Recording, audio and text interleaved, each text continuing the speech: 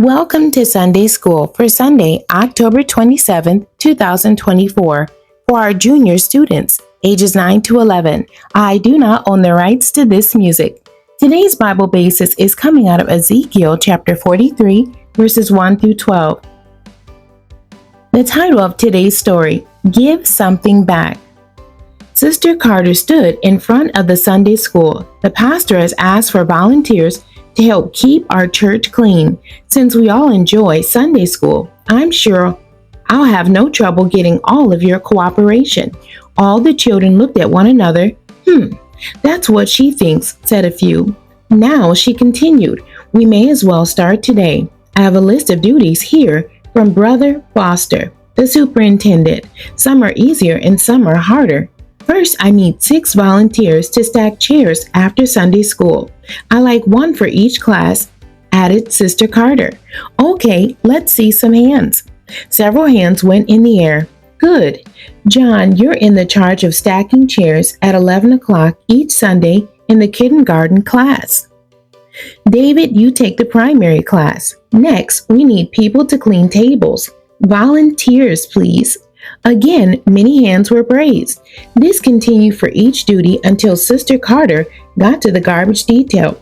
Now I need 2 people to empty the garbage cans in each room into the big one over there, she said, pointing across the room. Then make sure that one gets emptied outside. Hands, please. No hands were raised. Sister Carter asked again. Everyone looked at one another. Okay then, she said. I don't want to do this, but I have no choice. I'll have to assign someone. Charles and Eric haven't volunteered for anything yet, so I guess you 2 get the job. Charles and Eric were 2 of the students who had been grumbling and complaining. Now they were really mad. After Sunday school, they stopped to talk. What nerve, exclaimed Charles. She can't make us do anything, Eric complained. They looked around to find Sister Carter standing behind them. What do you think Sister Carter will say? Are Charles and Eric right? Why or why not? Should your church and Sunday school area be kept clean? Should youth be involved in helping the church run? And why? Ezekiel was a prophet of God. He told the people things God told him to say. He was a captive in Babylon along with many other Jews. One day, God gave Ezekiel a vision of his temple as it will be restored one day. What a special place it will be. Ezekiel chapter 43, verses 1 through 12. And this is the King James Version. Afterward he brought me to the gate, even the gate that looked toward the east. And behold, the glory of the God of Israel came from the way of the east, and his voice was like a noise of many waters, and the earth shined with his glory, and it was according to the appearance of the vision which I saw, even according to the vision that I saw, when I came to destroy the city, and the visions were like the vision that I saw by the river Chebar, and I fell upon my face. And the glory of the Lord came into the house by the way of the gate, whose prospect is toward the east. So the Spirit took me up and brought me into the inner court, and behold, the glory of the Lord filled the house.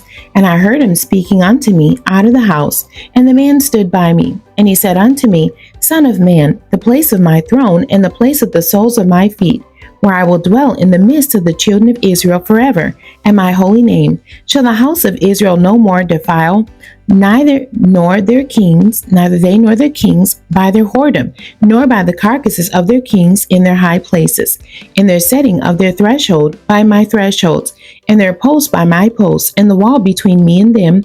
They have even defiled my holy name by their abominations that they have committed. Wherefore I have consumed them in my anger. Now let them put away their whoredom and the carcasses of their kings far from me, and I will dwell in the midst of them forever. Thou son of man, show the house to the house of Israel, that they may be ashamed of their iniquities, and let them measure the pattern. And if they be ashamed of all that they have done, show them the form of the house, and the fashion thereof, and the goings out thereof, and the comings in thereof, and all the forms thereof, and all the ordinances thereof, and all the forms thereof, and all the laws thereof, and write it in their sight, that they may keep the whole form thereof, and all the ordinances thereof, and do them. This is the law of the house upon the top of the mountain. The whole limit thereof round about shall be most holy. Behold, this is the law of the house. This temple will be a place of the holy presence of God. Would you stick chewing gum on the wall of such a holy place? I don't think so. The memory verse for today's lesson is Ezekiel chapter 43, verses 4 and 5. And the glory of the Lord came into the house by the way of the gate, whose prospect is toward the east. So the Spirit took me up and brought me into the inner court, and behold, the glory of the Lord filled the house. Choosing what's best. Charles and Eric looked at one another, then looked at the floor. Finally, Eric spoke up. Did you want to talk to us, Sister Carter? Well, as a matter of fact, I do. I didn't hear what you boys were saying, but by the looks on your faces, I think I can guess. It was obvious this morning that you two weren't interested in what was going on, and frankly, I don't understand. Both of you boys have been in this church all of your lives and have always enjoyed Sunday school. We have so many activities in our Sunday school, and you two take full advantage of all of them. So I think it's safe to say that Sunday school is pretty important to you. If Sunday school gives you so much, wouldn't it be nice to give a little something back? How could Charles and Eric give something back to their church? We all owe it to ourselves and to our church to do whatever we can to keep God's house in top shape.